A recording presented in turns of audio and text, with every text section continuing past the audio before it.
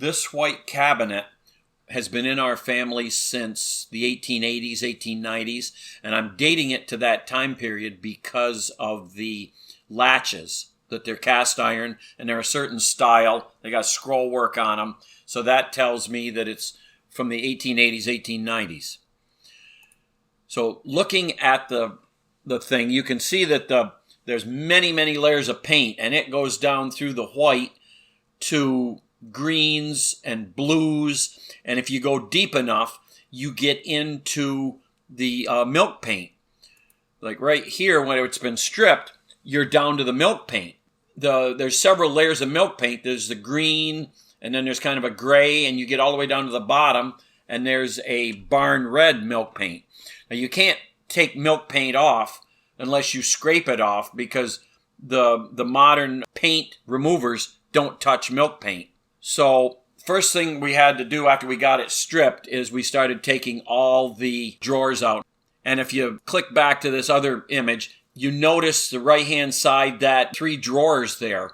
They're obviously not original because they don't have the same paint on them. So the next thing we had to do is we had to get it out of the shed and bring it into the kitchen. You notice the side of it there is still white because it was against the wall and it didn't get stripped. So we dragged it in and got it set up. And on the back, you got big wide planks with gaps, and somebody had wallpapered it. There's a lot of things in my house that were wallpapered. Inside of closets, the underside of stairways were all wallpapered. Instead of scraping that off, what I did was I just bought a sheet of Luan plywood and glued and brad nailed it to the back so that I had a good solid back. Then in the front, I've got out my MH Ready patch and some hand condoms, and I'm covering up all the cracks from the original wide boards where they had shrunk with the new back, and now I'm sealing it up with the Ready patch. It's going to be ready to be primed. Now, there's an internal shot showing that it looks a little better than it did. And also note on that center stile, there's a white area. That is going to be important later in this video. So right here on the right, you can see where the 3 drawers were. And we discovered that those drawers were an add-on and they weren't supposed to be there originally. I'll show you that towards the end of the video. But what we decided to do was we took the door off the left, turned it upside down, and put it on the right and installed it. And it fit pretty good. And on the left, with the 3 shelves, we want to put in these sliding metal shelves. And here's what they looked like.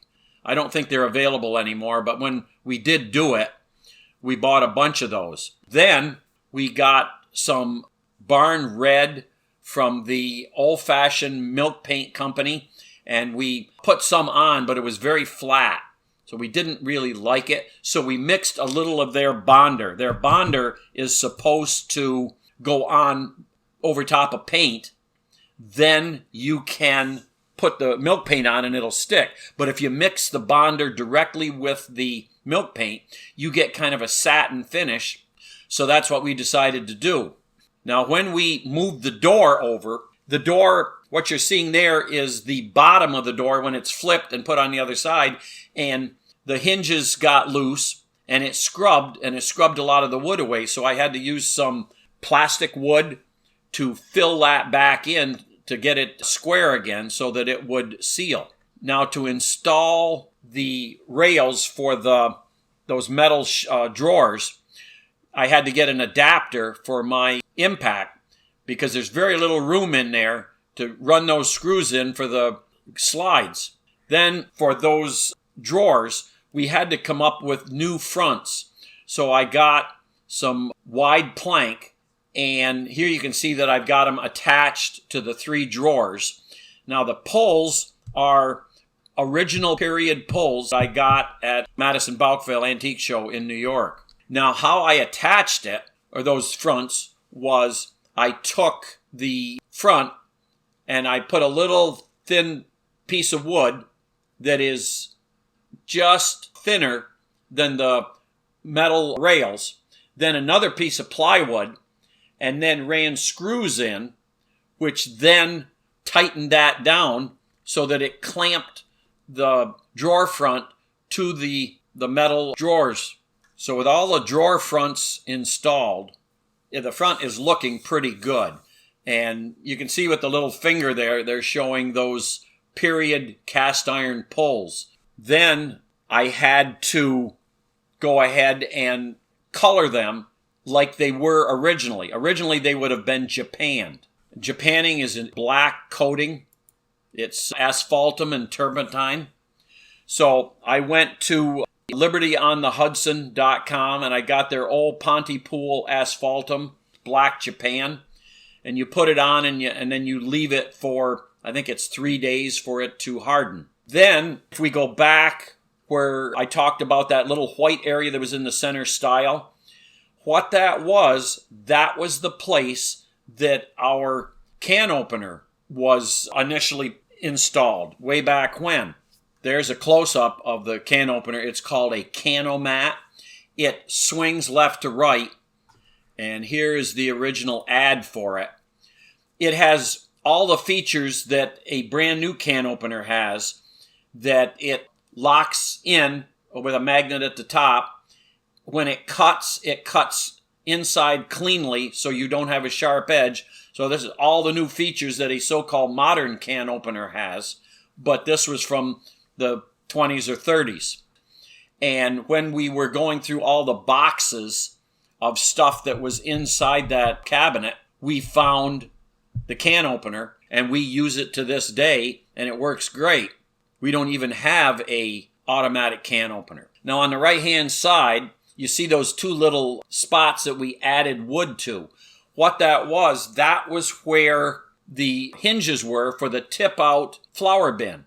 And when the family wasn't baking like that anymore, they took the flour bin out and put in rails for those 3 drawers.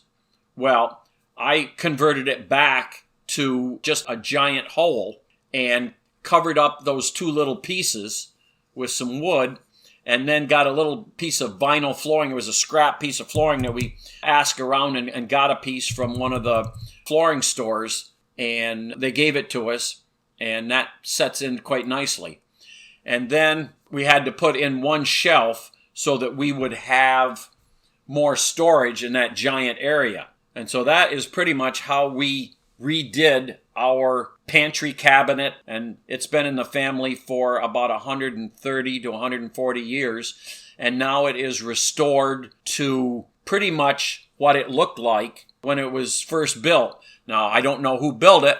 Maybe somebody in my family, because it is a little crude, so it could very well have been put together on the farm, or they could have had somebody come in and do it. Don't know. But anyway, it's in service right now, and we like it, and it's used every day.